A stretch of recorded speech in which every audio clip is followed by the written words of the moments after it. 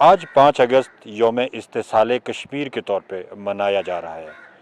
اس حوالے سے جہاں جلسے، جلوس، ریلیاں اور مختلف تقریبات منعقد کی جا رہی ہیں، وہاں آزاد جموں کشمیر کونسل اسمبلی کا یوم استحصال کشمیر کے حوالے سے اسپیشل سیشن بھی منعقد کیا جا رہا ہے۔ آزاد کشمیر اسمبلی میں ممبران اسمبلی، وزراء، حکومتی نمائندے آج کے دن کے حوالے سے کیا کہتے ہیں، آئیے آپ کو بتاتے ہیں۔ ہندوستان کے جو طرفہ جو اقدامات ہیں یہ بالکل اس پہ یہ ایکسیپٹیبل نہیں ہے، یہ اقوام عالم کے اور سیکورٹی کونسل کے قوانین کے خلاف کھلا ورزی ہے۔ تمام پاکستانی اور تمام کشمیری جو ہیں 5 اگست کو یوم سیاہ کے طور پر مناتے ہیں، اور مجھے یقین ہے کہ انشاءاللہ تعالیٰ، اور خاص کر یہ جو ابھی پچھلے گزشتہ مئی میں جس طریقے سے ہندوستان نے غیر اعلانی طور پہ پاکستان کی آبادیوں پہ اور کشمیر کی آبادیوں پہ، مسجدوں پہ جو یہ حملے کیے ہیں، اس سے میں سمجھتا ہوں کہ اس کا جو جواب ہماری مسلح افواج میں، ایئر فورس نے، نیوی نے اور فیلڈ مارشل عاصم منیر صاحب کی قیادت میں جس طریقے سے حکومت پاکستان نے جو جواب دیا ہے وہ یقینی طور پہ قابل تحسین ہے۔ 5 اگست 2019 کو بھارت کی مودی حکومت نے کشمیر کا جو خصوصی اسٹیٹس تھا اسے ریووک کر کے اسے بھارتی یونین میں شامل کرنے کی ایک مضمون کوشش کی تھی، جس کے خلاف وہاں پہ پھر ایک بار احتجاج اور مظاہروں کا سلسلہ پھوٹ پڑا۔ حکومت پاکستان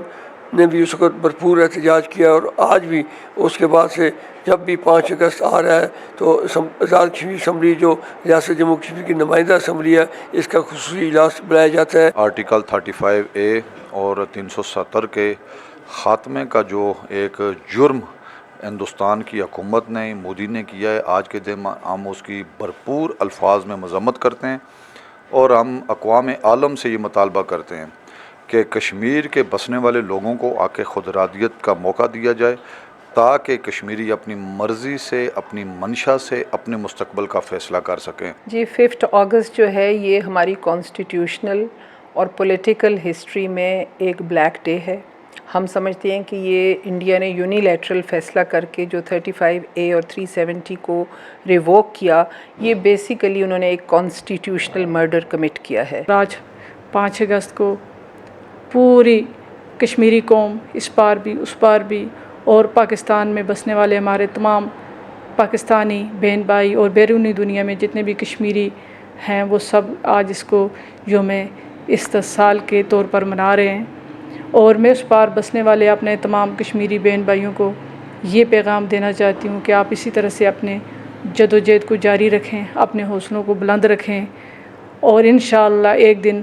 آزادی کا سورج ضرور طلوع ہوگا اور آپ آزاد ہو کر پاکستان کا حصہ بنیں گے۔ یوم استحصال کشمیر کے حوالے سے جہاں ایک عام آدمی آج سراپا احتجاج ہے، وہاں آزاد کشمیر کونسل اسمبلی میں بیٹھے وہ ممبران اسمبلی جنہوں نے ہزاروں لوگوں کا ووٹ بینک حاصل کیا اور ہزاروں لوگوں کی نمائندگی کر رہے ہیں، ان کی جانب سے بھی واشگاف الفاظ میں یہ کہا جانا کہ وہ ریاست کی تقسیم کو، ریاست کی شناخت کے خاتمے کو نہیں مانتے، یقیناً ایک نوشتہ دیوار ہے جس سے بھارت کے انتہا پسند حکمرانوں کو پڑھ لینا چاہیے۔ سنو ڈیجیٹل کے لیے